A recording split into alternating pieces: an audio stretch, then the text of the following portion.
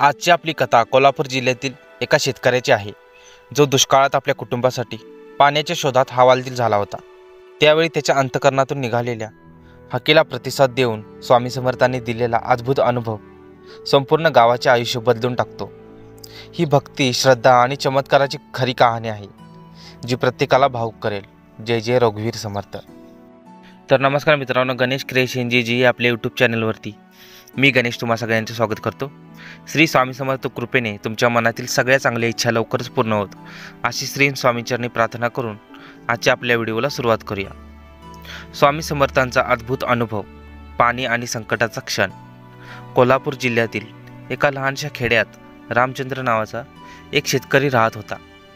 घरची परिस्थिती त्याची बेताची होती। वर्षानुवर्षे पिकं नीट यायची नाहीत, कधी दुष्काळ तर कधी अतिपाऊस।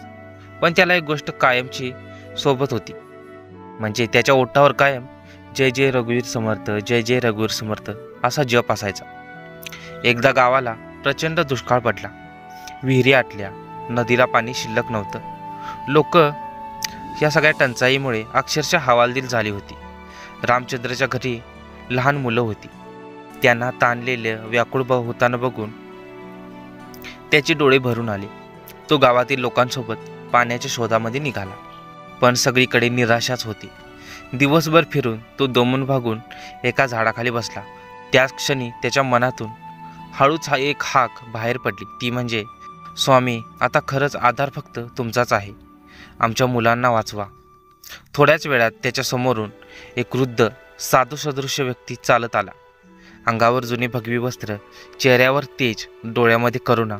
त्या वृद्धाने रामचंद्राला पाहून विचारलं, बाळा, एवढा का व्याकुळ झाला आहेस? रामचंद्र रडत रडत सगळं सांगू लागला। तेव्हा त्या साधूने हसत जवळच्या ओसाळ टेकडीकडे बोट दाखवलं आणि म्हणाले, तिथल्या दगडाजवळ जा आणि तिथं तुला जे मिळेल ते घेऊन ये। रामचंद्राला तर काहीच कळेना, पण विश्वास ठेवून तो टेकडीकडे गेला। खरंच तिथं एका दगडाजवळ थोडंसं पाणी जमिनीतून झिरपत होतं। त्याने लगेचच हाताने ते पाणी उचललं आणि आपल्या भांड्यामध्ये भरून ते घरी आणलं। घरी पोचल्यावर आश्चर्य म्हणजे ते थोडंसं पाणी त्याच्या घरच्या सगळ्या भांड्यामध्ये ओतल्यावरती ते भरभरून वाढलं। एवढं पाणी होतं की संपूर्ण घरच नव्हे तर शेजाऱ्यांनाही ते पाणी पुरलं।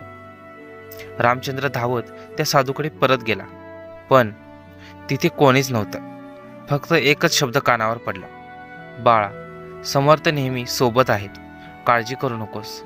त्या दिवसानंतर त्या गावामध्ये पुन्हा पाण्याची कमतरता भासली नाही। गावकऱ्यांनी त्या ठिकाणी छोटंसं स्वामी समर्थांचं मंदिर बांधलं आणि आजही तिथं लोक जय जय रघुवीर समर्थ, श्री स्वामी समर्थ असं म्हणत नतमस्तक होतात। मित्रांनो, आजची स्वामी समर्थांच्या अनुभवावरील कथा तुम्हाला कशी वाटली ते कमेंटमध्ये नक्कीच सांगा।